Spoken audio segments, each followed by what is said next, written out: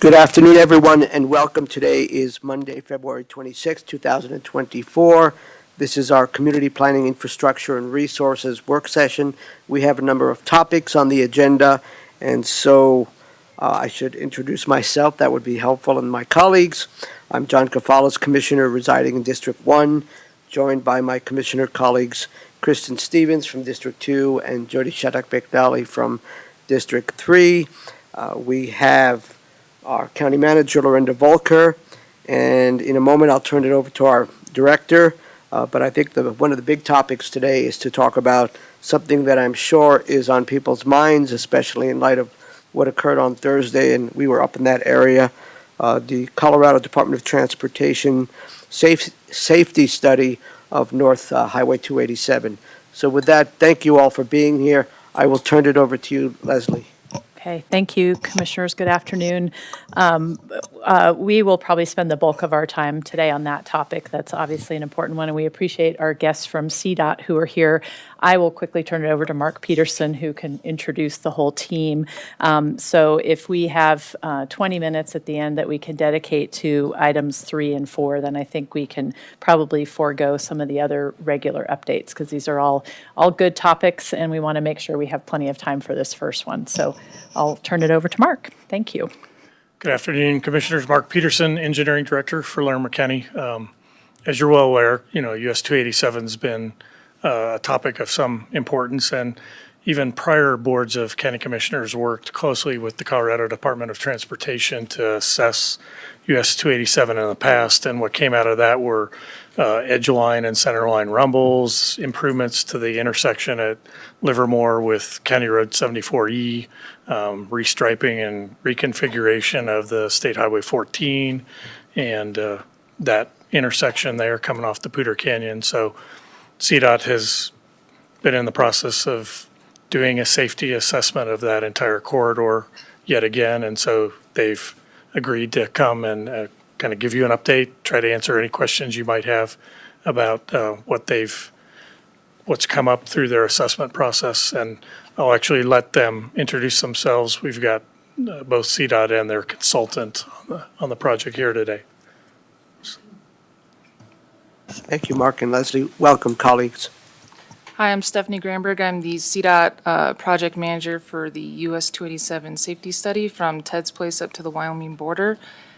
And we have contracted with Stolfus and Associates to do the safety study. And Matt is gonna go through the findings of that report, so. Chris or James, you guys want to introduce yourselves? Yeah, my name is Chris Baseflug. I'm the CDOT resident engineer based out of Loveland. And James Usher, CDOT North, Region 4 North Program Engineer.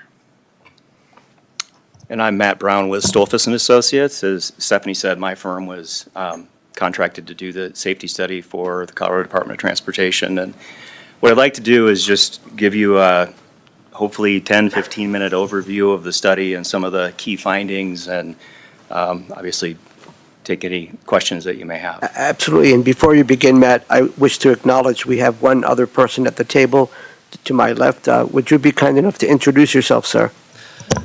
I'm Eric Tracy with the Larimer County Engineering Department. Thank you. Thank you. Please proceed. All right. Thank you. Let's see. Just maybe hit this. There we go. All right. So for the presentation today, I'd like to just give you a quick overview of the study, talk about some of our findings on existing conditions, the projects that we identified, and the results of our benefit cost analysis and our prioritization process that we employed, and then just a quick summary of conclusions and recommendations. So nothing that you see here today should be new as compared to the report. If you had an opportunity to review the report, this is simply a summary of that information. So we started this process in April of last year, and as Stephanie mentioned, our subject corridor is US 287 from Ted's Place to the Wyoming border, which is about a 30-mile stretch of essentially 2-lane highway. All of our analysis is based on 5 years of crash data. So this was, at the time, the most recent data available, January 1st, 2017 through December 31st, 2021. We also had a team member that did some analysis of LiDAR or survey data to look at things like the terrain and sight distances and cross slope of the roadway and things like that. We hosted a project website, and we did receive a number of public comments on the material that we had on the website. And then, like I said, we identified and prioritized safety improvement projects based upon the analysis that was performed. So just to go into some of the existing conditions, so again, this is the 5 years of data. There were 309 total crashes, 8 fatalities, which I know is on top of everyone's mind. Of those 8 fatal crashes, there were 12 persons that lost their lives. Since December 31st, 2021, there's been 2 additional fatal crashes that have occurred, one at the rest area that 2 people died, and this one that happened just last week where there were 3 swimmers from the University of Wyoming that passed away. Just to give you an idea of and I apologize, it's probably difficult for you to read, the big tall bar on the left are wildlife crashes. So we do see experience a lot of wildlife crashes on this 30-mile stretch of corridor. Roughly 1/3 of all the crashes involve wildlife. The next most significant category is overturning, and you'll see that as you go to the right, most of those involve cars leaving the roadway in one form or another, overturning, hitting a fixed object, those kinds of things. There are a couple of on-roadway types, rear ends and side swipe opposites and head-on crashes are also. But the majority of the crashes are wildlife, followed by what I would say, vehicles leaving the roadway and either hitting an obstacle, overturning, or something of that sort. Most of the crashes on the corridor are actually away from intersections. So as you can see here, about 8% are intersection related or driveway. The driveway is another 3%, so the vast majority, almost 90%, are just crashes that are occurring along the main segment of roadway away from intersections. Despite that, we did look at intersection safety along the corridor, and so these are the locations where there was, I believe these all have at least 1 crash in the 5-year period. The way we evaluate safety of intersections is we look at something called the level of service of safety, and that is really based on a comparison of how these intersections on the 287 corridor compare to similar intersections in the state of Colorado. So other intersections along 2-lane, higher speed, mountainous, rolling terrain kinds of corridors, how do these intersections compare with what we would expect based upon things, considering things like volume and geometry of the intersection. So for the most part, anything that you see on the right that is a level of service safety 2, so 2 hash marks, or 1, those are doing better than the statewide average. There are a few cases where either the total number, which is the far right column, those are for all crashes. The second from the far right is looking at only injury crashes. So we do have some locations where they have an LOSS 3 or 4, and those are locations where we are exceeding what would be the statewide average. And so those are the ones that we really want to take a closer look at and see if there are potential safety improvements that could be made at those locations. Yes. So with all this in mind, we started to identify a series of safety improvement projects. We've got, as you'll see, some are along the main line, some are at intersections, some are more maintenance type, some are surface treatment kinds of things. But so for this group, these are passing lanes. So we've got 3 locations along the corridor we identified, the need for or the benefit of passing lanes. We have a number of locations too. We have 3 locations where we've identified potential future wildlife projects. So those are, again, we know they have a lot of wildlife-related crashes. So these are like fencing, including with the fencing, game ramps and deer guards at intersections or at driveways. Then we have a series of safety improvement projects at intersections. So these are primarily turn lanes. We denote those as deceleration lanes. So at County Road 43F, we have northbound, southbound decel lanes. Red Feather Lakes, we've got some improvements to striping and intersection channelization and a deceleration lane. We have deceleration lanes at Old Ranch Road and Red Mountain Road. So a lot of these locations are just straight up two-lane highway, no turn lanes. As we know, that's a less safe condition than when you have opportunities to get out of the main flow of traffic. And that's exactly what happened at that intersection at Red Mountain Road. Bonner Springs Ranch Road, decel lanes in both directions there, rest area. So that location, there's kind of an offset with the where the High Lonesome Road comes in and where the rest area access is. And so we were suggesting to realign those so that they come in opposite one another and add decel lanes. And then Owl Canyon, now that was improved recently and is performing much better from a safety standpoint, but there still are a few things that we identified at that location, including some resurfacing, striping, and additional warning signs. Then we have some non-intersection projects. So as I said, some of that analysis that we did, looking at survey data, we identified some places where the slope on the road isn't quite optimal for the conditions. And so we've got some locations where potentially that could be improved, 6.5 miles or so altogether. We've got some areas where we've heard some concerns with drifting snow, and those are the snow fencing projects up there, and we do have some crashes in that area, a pattern of poor weather crashes and then resurfacing crack sealing. And also not on this list that I left off accidentally, we do have some shoulder widening projects identified as well. So we performed, we identified these 15 or so projects, and then we performed a benefit cost analysis. So we looked at, we prepared costs for each of the projects. How much would it cost to construct these projects? And then we looked at, on the benefit side, what do we expect in terms of crash reduction and what's the value of that crash reduction? And then we did a benefit cost. So we followed the sort of standard safety approach for doing benefit costs, the Highway Safety Improvement Program process. We used a 20-year design life and a 5% interest rate.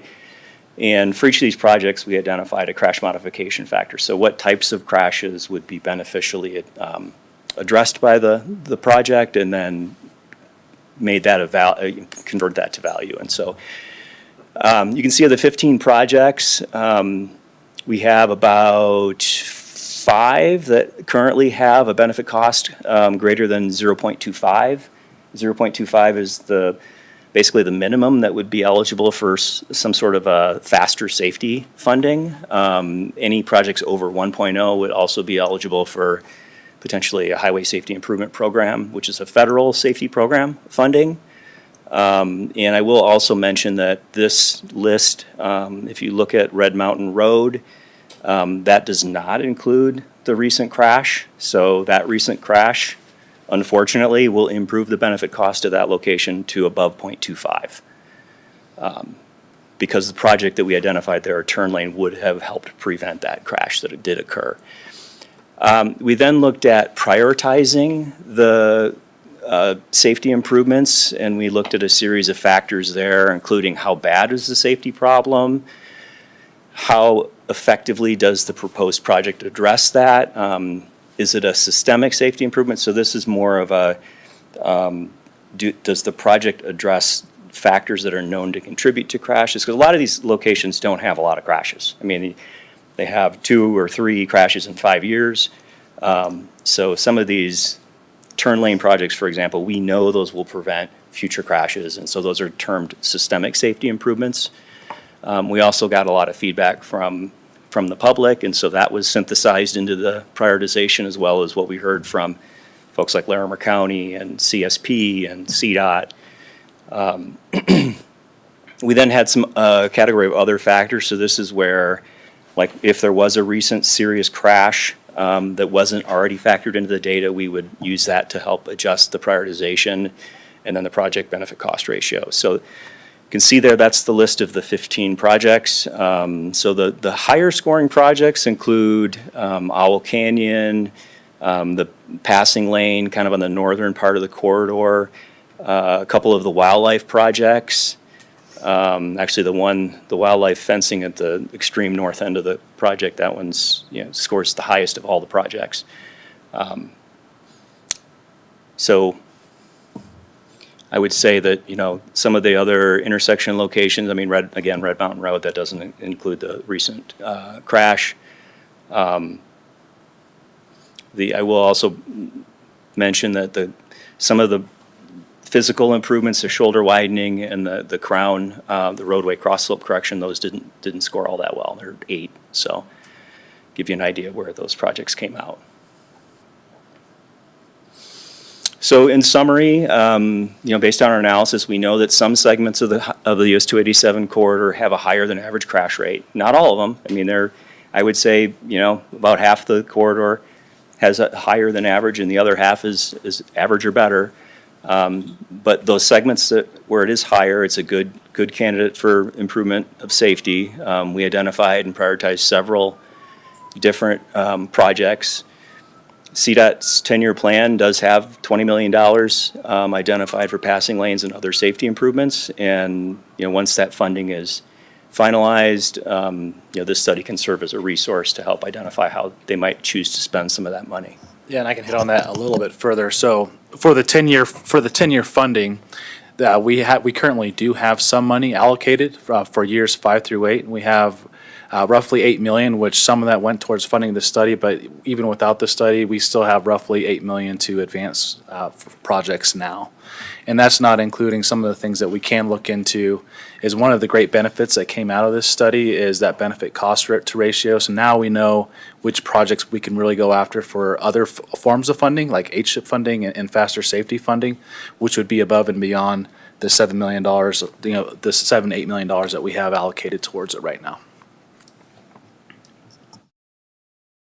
So that concludes my presentation. If there are any questions. Thank you, Matt. And perhaps you could leave that last slide up. Certainly. And my hope is that we could receive a copy of this presentation. That would be helpful. So with that, I'm sure there are questions, comments, observations. Let's begin with Commissioner Stevens. Thank you. Thank you for the presentation. Thanks. I did have a chance to look through the whole report. There's obviously, the costs of a lot of doing all of these projects is pretty high. So, and so the 10-year plan, there was a different numbers. 20 million was said, and then 8 million. Is the 8 million just because it's? So the 8 million is years 5 through 8. So that's the money that CDOT has and we have available. So the rest of the 10-year plan right now, it's a projection. We don't know when those funds are going to become available. But the 8 million now, that's money that, hey, is like we feel confident about, and we could, once we have a project designed, we can move forward with. Okay, thank you. And then there's the ability, do you feel like the other dollars, when we talk about potentially at some point having $20 million to be able to address some of these issues, would those be federal dollars like HSIP dollars and the FASTER dollars, or would that be kind of funds within the state allocation? A lot of that would be state allocation funding. Okay. Obviously the accidents weighing heavy on everyone's mind, so I just wanted to, and thank you for addressing that and talking about that. It seems like while there aren't, there still are fatalities, right, on 287. Some of us know folks that have died on that road. And so, I've talked to people, and I'm glad we include the residents' comments, because, I know people who don't even take it, who, if they want to go to Laramie, they go up to Cheyenne and they take 80 over, because it just feels unsafe in so many ways. So I'm glad we're addressing this. As far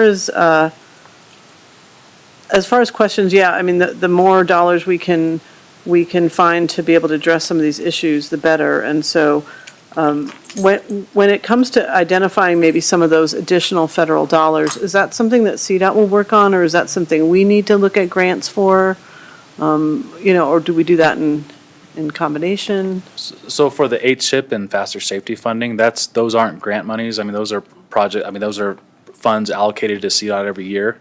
So it's looking at overall regionally where the other needs are and where we can program it in. So I think that's great. Now we know what usually one of the hardest things is actually getting the data to run the calculation to see if it's eligible. Now that we have that, we know what, we can really put some thought and effort into how to strategically program these projects in the future with the projected allocations that we have from both of those pots of money. And we can also look into if there are any other grant opportunities through the IIJA out there as well. And I guess just one last thing, and then I'll let everybody else. So we can include more current data, even though we use data that between 2017 and 2021 to inform this. We could include the most recent crash, and that would bump the numbers up. Are we? That was that was actually part of our prioritization scoring. If we go back, Matthew, to the prioritization, so I believe it was the other factors, I believe, was one that we added to where if there were other, most of those I think is column, is it column 4 or column 5, Matt? I believe it's column 5. Where we added up to 2 points for areas that recently received crashes. And that's like when we were in the middle of the accident, in the middle of the report, as we were receiving news of accidents, that's where you're seeing some of those numbers to rating the projects a little bit higher. Okay. And the other thing that I will add to this as well, it's, with the Senate Bill 260 money, it is our most flexible funding source right now for these. Typically, like with faster safety and HSIP, it does have to meet that minimum. So even though, if there's something overwhelmingly on this list, that the stakeholders are saying, hey, is like, there's something that we want to take a harder look at, those are the conversations that we can have. I think a prime example would be like Bonner Springs Ranch Road. And that's very similar to, if you look at it, what we heard from the residents on Bonner Peak Road is that, hey, when I'm driving northbound and I'm waiting to make that left-hand turn, I'm scared for my life, and because it's a straightaway, cars are flying, and you're really out of control in that situation. You're just hoping that people see you stop to make that turn. So that's a prime example of, even though there hasn't been accidents in that area, but that Matthew talked about, that's the systemic safety improvements that we know that in the future that's going to prevent crashes. So for some of those projects like that those are conversations that we can have, even though it didn't come to the top of the prioritization score, just based off of what we're hearing on near misses, may be worth a conversation to have. And then I know that the part of the road that Northern NISP is going to be building is not part of the study, but I just will put a plug in there for the fact that any safety, when we rebuild a road like that, we want to build it better and not just have the current safety kind of measures in. But so I'm hoping that that's a conversation that's happening with Northern, is around, because there again, less crashes, I think, in that segment, but still, like, how do we build that in initially? Because we saw how expensive it is to sort of retrofit some of those safety improvements later on. As part of that project, so we actually did have Stolfus take a look at that and kind of in the prioritization for the passing lanes of how would that score. I think there were really, the lack of southbound passing lanes is really some of the projects that rose to the top. And I think that's, rose to the top over the NISP project. So that's something we looked at, but as part of that project, as we're coordinating with Northern Water, we are including enough right-of-way to where in the future, if you say that does need passing lanes, is the showstoppers are the things that really take time and really take money, really slow projects down. We'll be in a mode to where we'll already have the right-of-way, and we can look at passing lanes at that point. And we're working very closely with Northern Water and CPW on the wildlife issue. A great portion of that project is going to have wildlife fencing, and there is a couple of major structures that are being designed to really encourage safe wildlife crossing underneath the new highway, which should reduce the wildlife crashes on that segment.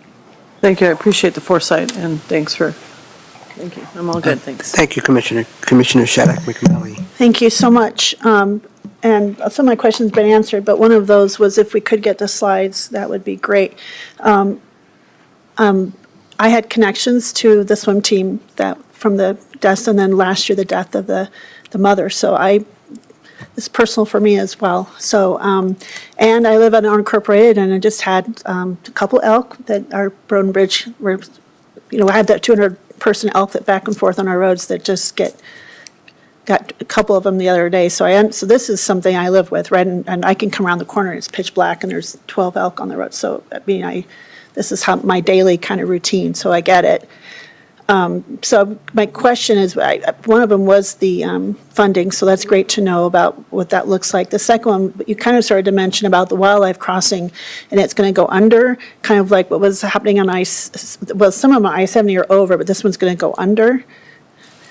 Yes, so it's actually with the new northern water alignment for the 287 relocation as part of that project, there's a couple of large structures that we're looking at. So that's something that within those are like, hey, this is actually makes a good sense to design large enough to where working with CPW of what's going to really attract animals, and to where it's sometimes if it's not a large enough crossing or if they don't have enough of a layout, it might dissuade them to go elsewhere to cross. So we're really trying to design those to make sure that it is inviting for wildlife to cross in those sections.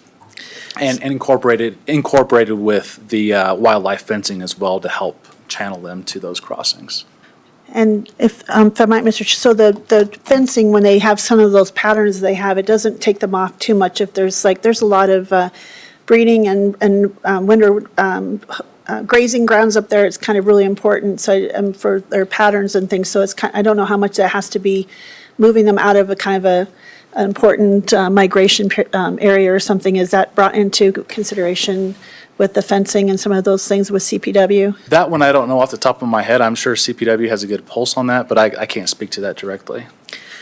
I do know that I've heard that a lot of times the animals will go along a gulch or a gully to the roadway, and then if there's no undercrossing, they'll come up, and that's right where they cross, and those Yeah. are the locations where Okay. we're trying to figure out ways to get crossings in those kind of logical areas. I will say that, I think it's the Project 12 called Wildlife Crossing, so that one I believe is an overcrossing, and that's Okay. because of the fact that that location has a lot of pronghorn. Yeah. So that's my understanding, is that they don't like the undercrossing, so. Okay. That project assumes an overcrossing. That's great. That was actually one of my next questions. So this is really great to have this information and data. And just to clarify, you're saying that some of these projects, the prioritization, because of the 8 million, there's some of these that can immediately start going forward? Is that what I heard? That's correct, and that's really the next steps of really taking a look at these projects. But yeah, I think one of it is economies of scale. You know, we do have, I think in the coming years, we have a surface treatment project planned for one of these stretches as well. So it's, hey, where can we incorporate as much work as possible to get as much, really get more bang for our buck? And so that's really what we're looking into now. Hey, let's find a nice sizable project that we can get out there and couple it with other colors of money to get as much done as possible. Thank you so much. I appreciate you all being here today. My turn. Leslie, we're still good? So I have a couple of questions, comments, and again, thank you all very much. May we go to the last slide again? Just for my sake, perhaps, further clarification. So the $20 million is state money that's available statewide for safety improvement projects, but we do have in hand up to $8 million. Could you clarify that? So James? that 20 million, that's actually a typo. At the initial 10-year plan, it was 20. That was reduced to 16. We took 4 million of that money to put towards the Wellington roundabout at 62E and 9. So that's where some of that money came from to advance that project. So it's $16 million. So it's not a statewide pool. So it's $16 million that's directly attributed to 287 safety improvements. Thank you. That's very helpful. Thank you for clarifying. And regarding next steps, I'm interested to know what are the timelines for these next steps? And do those next steps also include any follow-up outreach to the community members up in that neck of the woods? I think really the next steps would be sitting down internally with the team to see what makes most sense, and then reaching out to partners with the county and getting some thoughts with county staff. And will that also include opportunities to perhaps leverage federal dollars or other kinds of resources? There was a reference to IIJA, and I presume that would be part of the mix. That's what we'd have to look into. So I think the IIJA, I'm less certain if there's anything that was directly applicable. There may be some. I think the overall ones that we definitely want to make sure that we look at is where we're at program-wise in Region 4 for faster safety and HSIP and how we might be able to pull some of those funds over here So- to 287. Just a couple more, thank you. And we, around here, if we use acronyms, we have to say what the acronyms are. I'm going to give a stab. Infrastructure Investment and Jobs Act, IIGA, or Right. something like that. JA. I believe you hit it, yeah. Thank you. But again, are we talking about making decisions on these safety improvement projects this year and actually beginning to implement the safety improvement projects in 2025? What's realistic in terms of expectations? I think it's certainly feasible to have something going on in 2025. I think where we really want to look is more that economy of scales of looking at, where we have our surface treatment funds for, we have an overlay planned. I believe that's in 2026. And, and also where we're at with faster safety in HSIP, where those colors of money, where those are at. Because if it's something to where if we could put out a little $2 million project and get it done, maybe it makes sense. I think it's just looking at, kind of war gaming it a little bit as far as what money is available and the timing that it's available and looking at that to what kind of projects we can get out and when. But yes, I mean, ultimately, if we made the decision, we could say, hey, it's like we can do a breakout project with these other colors of funding later, and we can do a $7 million project as ASAP and get it designed. A lot of that would just depend on, the things that, right away, utilities, things like that. Great. Just my last couple of questions deal with the data analysis, colleagues. And that is, for example, you talked about the crash data and things of that nature. Did we do further analysis to look at when those crashes occurred? So, for example, was it when the weather conditions were such at night and visibility was poor? Did we do analysis, for example, on how much semi-trucks might have been involved in these crashes? Also, did we do analysis on pedestrian or bicycle vehicle crashes? I mean, did we do that kind of more in-depth analysis? Because I know that, a lot of semis travel that route. And in the old days, when I had less gray hairs, we talked about how do we incentivize the semis for staying on I-80 or I-25 and coming across on I-80. I don't think we figured that one out, but I'm wondering what role do trucks play? Are there crashes that involve bicyclists in particular? Those kinds of things. Yeah, and I can address that. Yeah, we did do what's called a pattern recognition analysis. So we were looking at, in our goal in identifying these projects were to identify projects that would address those observed patterns. So, for example, the areas where we had cross slope correction, that was an area where we were having incidents involving weather and not, poor, less than optimal drainage, and so improving the cross slope of the road reduces icing and things like that. So those kinds of things were certainly factored into the analysis. Like same thing with wildlife, right? We know that a bunch of those wildlife crashes are clustered in groups, and those are the locations where we really wanted to focus on identifying wildlife fencing projects and things like that. As far as trucks go, none of our pattern recognition revealed an abnormal amount of crashes involving trucks.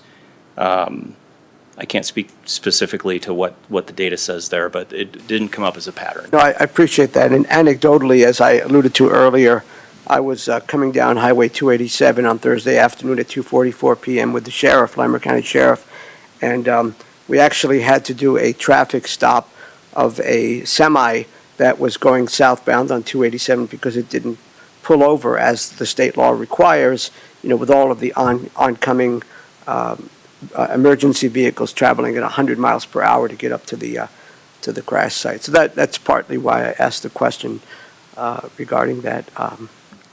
And Commissioner, I'm glad you did bring that up because that's another opportunity for funding that we're going after as well. Typically, every 2 years, the statewide gets about 30 to 40 million of national freight funding. And so that's something that we're actually chasing after in the region. This year, we're going to put in for requests for design funds to design the passing lanes that came up in this study with that freight money, because it scores pretty high for freight. So that's something to where we're looking, far and wide for every funding source, understanding that this is a big freight corridor and the passing lanes are a huge benefit for freight. It's something that we're chasing after as well.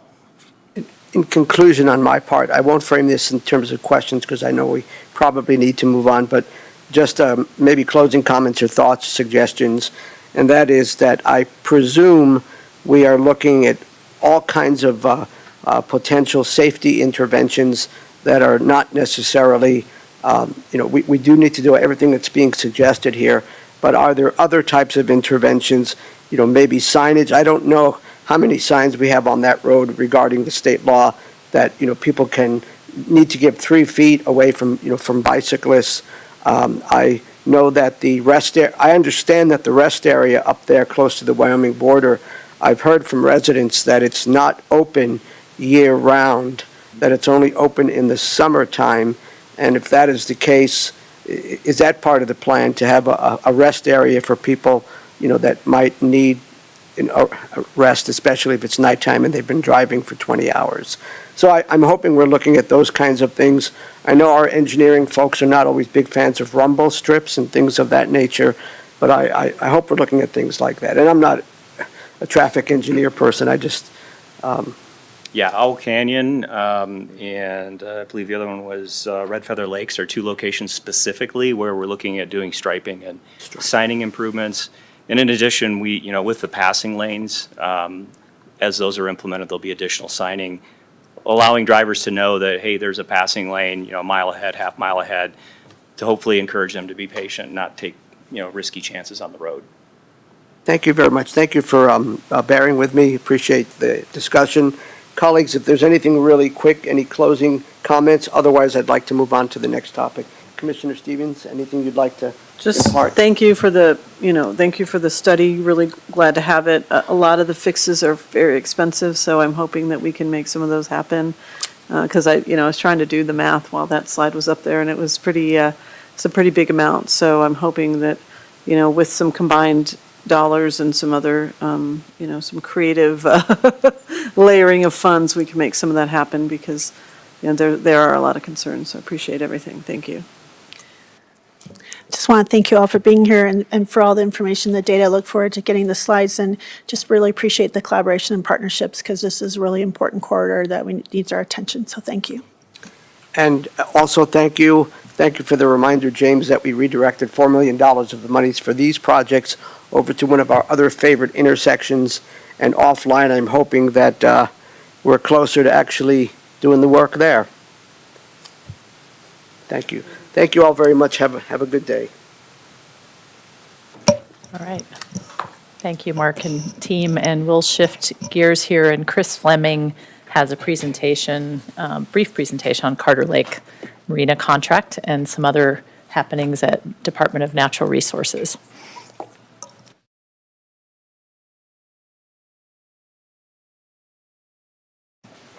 Thanks, Todd.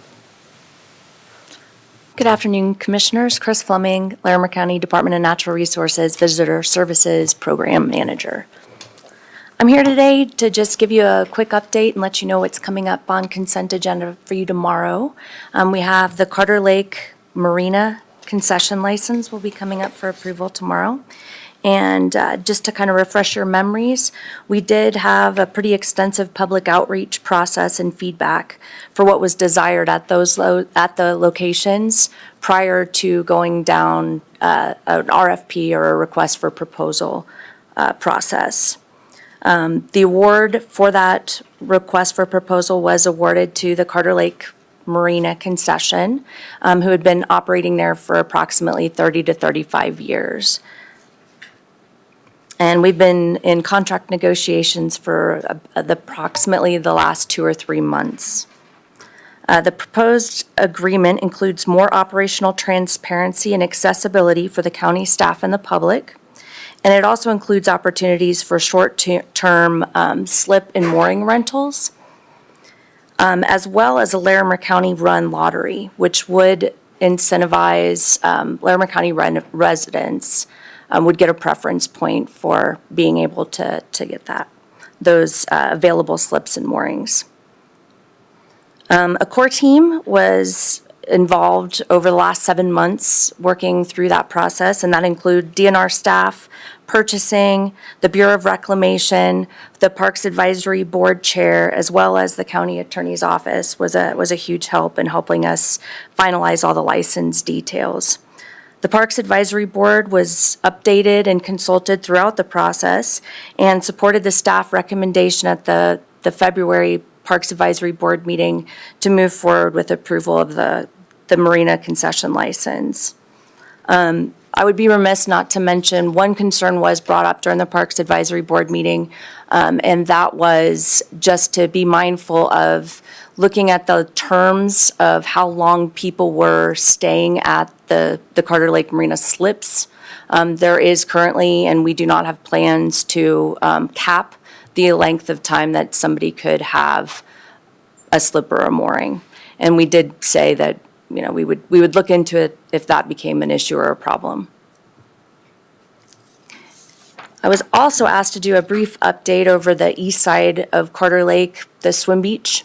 I know that's been brought to your attention several times. And so just a little bit of background on that. That was part of the public improvements planned at Carter Lake from the 2017 Parks Master Plan. And that had extensive public input throughout it. The funding sources to be able to do that project are the Federal Lands Access Program Grant, or the FLAP grant, as well as the American Rescue Plan Act, or the ARPA. So between the two, there's about $9 million worth of projects going in over in that area. We've done extensive public engagement, and one of the promises we made during that last planning process for the master plan was to re-engage with the neighbors that live in that area who had expressed some concerns about the size and scope of that project. We hosted 2 public information meetings, specifically targeting the residents of that area. Over 200 notifications were mailed out, and the 2 meetings, one was held in person and one was a virtual meeting, were attended by 28 people. We've had a public engagement platform that's been live, Social Pinpoint, since January, and the intent of that was a question and answer and comment period. We've had 510 people visit that project website. We've received 42 comments from 35 individuals and 137 downloads regarding the scope and details of that project. We do plan on closing that comment forum box on March 4th, and that has been posted on the website to give people time in order to have their comments. I think, as you are aware, the majority of those comments have been negative in nature and have been predominantly from a select group of neighbors in that area. The trends of discontent tend to be that we're ruining the area, that there's an intent to bring more people into the area, that there will be serious wildlife impacts, that we did not address bike lanes in the project, fire abatement, and that we were paving paradise, to just summarize the themes. Commenters represented about 7% of the total visits to the website. Our next steps, we will update that website and add new content, which will clarify some of the questions and concerns that we received during the meetings, and we are planning on scheduling summer info tables where we will engage with the public and with the neighbors. And construction is still planned for 2025. That's all I have. Any questions? Thank you kindly, Captain. Any Yes, sir. questions? Yes, Commissioner Shaddock McNally. Thank you, Mr. Chair. Yeah, I've been receiving lots of feedback. So are you reaching out, because I sent back some comments and now they're coming back, and I would be great to have a conversation with them, but I also feel like maybe it's best for them to talk to you. So do I send those to Leslie, to Dalen, to you? Who would be the best person to have, kind of listen? And they wanted me to come to me. I don't mind listening, but I figure it's probably not great. And I already had other things, meetings and stuff that day. So I'm just trying to, I think they some of them say they haven't been heard or listened, or they didn't know what meetings, and I just thought, well, maybe if they had a chance to talk to staff for a little bit, and then if they need to follow up with me, I'm just curious who would like to field those questions. And any and all of us are happy to respond to those questions. And Leslie and Lori have also been filtering those down to our department. So Dalen and myself and Corey, we've been responding, and we have been in direct contact with all of those folks. Okay, so you've actually talked to them and faced, okay. Yes, I Commissioner. appreciate that. Thank you so much. Absolutely. I appreciate all your work on that. Thank you. Did I get your rank correct? Yes, Commissioner, you sure did. Oh, good. Okay. Let's see, Commissioner Stevens, what do you got? Just a question. So with people asking about wildlife and bikes, have we addressed wildlife and bikes? The area where the project is really focused is on two of the existing already disturbed areas. One is a campground that we're converting into a parking lot, and the other is an old quarry area that was used to build the road, neither of which have a high wildlife value. That's helpful. And bikes, is that a big? Yeah, my apologies. No, that's all right. That is a road and bridge thing. We don't control the bike lanes around the county road. Okay, We'd love to see them, but it's not part or the scope of this project. okay, thank you. That's helpful. Yes, Commissioner. I just wanted to share, I visited 3 different Larimer County open spaces over the weekend because I needed some things for my mental health, and I had a great experience on all 3, and I actually did encounter bicyclists and lots of wildlife at one of them, and just want to say everything looked great. I just want to thank you all for the great job you do. It was a great chance for me to get out and disengage, so thank you. Thank you. So thank you for your good works. And based on what I heard, I would offer a gentle suggestion that you may want to talk to Road and Bridge to see, even if it's not the scope of the project, what other kinds of bicycle safety improvements we might consider. Will do. Just a gentle, respectful, kind suggestion. Well, with that, we wish you a good day. Thank you, Commissioners. You as well. Thank Be you, well. Chris. Thank you, Commissioners. And I have a note to talk to engineering about that topic. So we'll turn it engineering. over to Rebecca to talk about the community development work plan, and that will probably close us out here for our hour of time. So thank you, Rebecca. Yes, thank you. Good afternoon, Commissioners. I'm Rebecca Everett, Community Development Director, and revisiting a conversation that we have been continuing over the last month or so related to the 2024 work plan for the Community Development Department. So provided a handout to you that outlines our latest thinking on the work plan and incorporates the feedback that we've heard from our last 2 work session conversations with you all.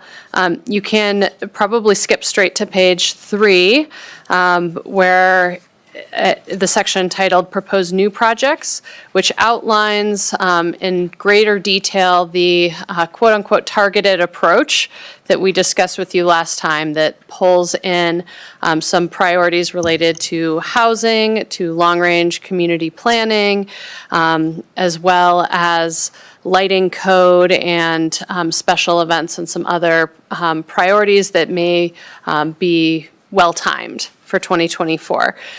So detailed in here is for each of these projects, what would be within the scope of that project, what would be out of scope, or potentially an item for a future year that would not be addressed in 2024. So we've really tried to be clear about what we could or could not accomplish as a department in 2024.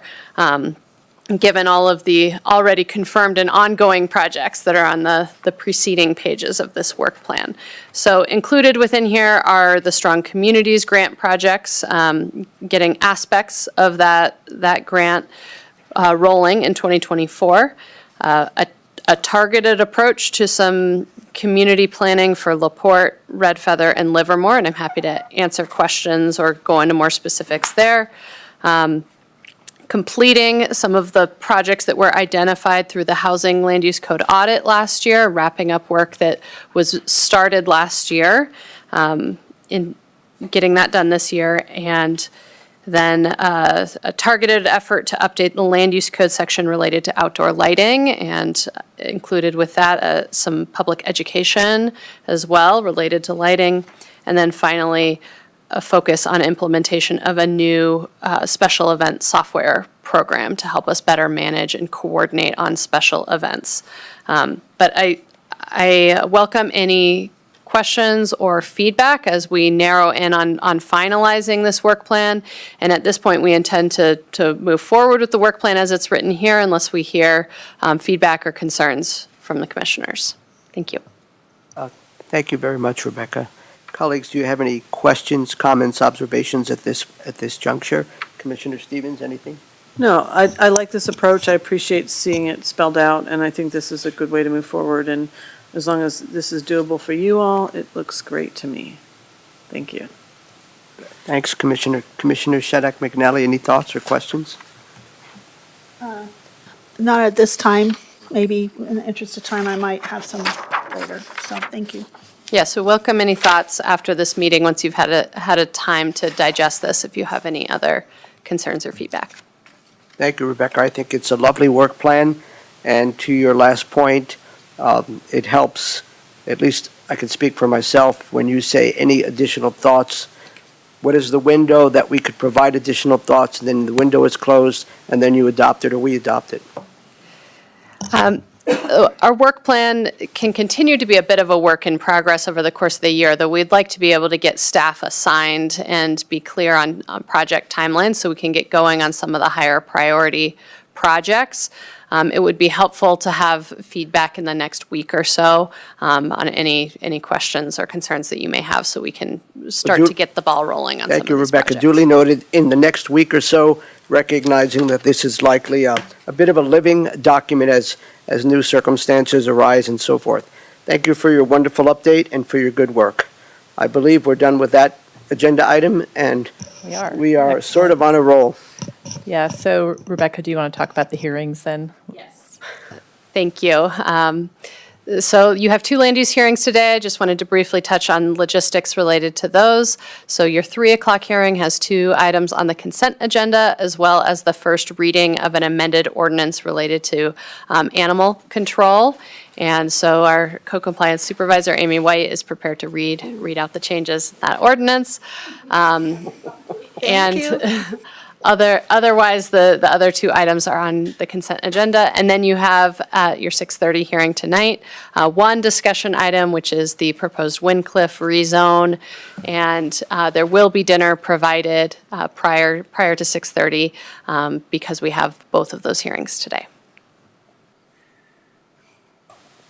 Thank you. Quick question. I responded that I wouldn't be participating in dinner because I thought I might want to walk home but if I'm not able to do that, will there at least be There mashed will be food potatoes or for something? you. Yes, You're accommodating me. absolutely. And there'll be plenty of popcorn, There'll it be plenty of appears. popcorn for Thank you, the 3 Rebecca. o'clock hearing. Thank you. Thank you. And anything else, Leslie? No, we don't. Thank you. So we actually finished a little bit early. Whoa. Colleagues, you have anything else, keeping in mind we're 3 or 4 minutes ahead? Yes, ma'am. Thank you, Mr. Chair. I know they've left, but Director Ellis, do you think maybe you could also get us a hard copy of the study? I had kind of looked for it online and of the CDOT study. I know we had the slides, but maybe the floor, that would be great. Just Yeah, let me check on that for that you. would be great. Yep. Thanks, and I appreciate all the work that you guys are doing. I'm interested in all the hearings. I'm also trying to testify on this very important bill, so I'm waiting because the legislature just broke down and are now out of session and into their committee hearing. So I apologize for seeing distracted, but hopefully we get this snuck in between the 2 hearings. Fingers crossed. Thank you, Commissioner. Lorinda, anything else on your part? Then at 2:27 p.m., we are adjourned. Well done, colleagues. Woo-hoo.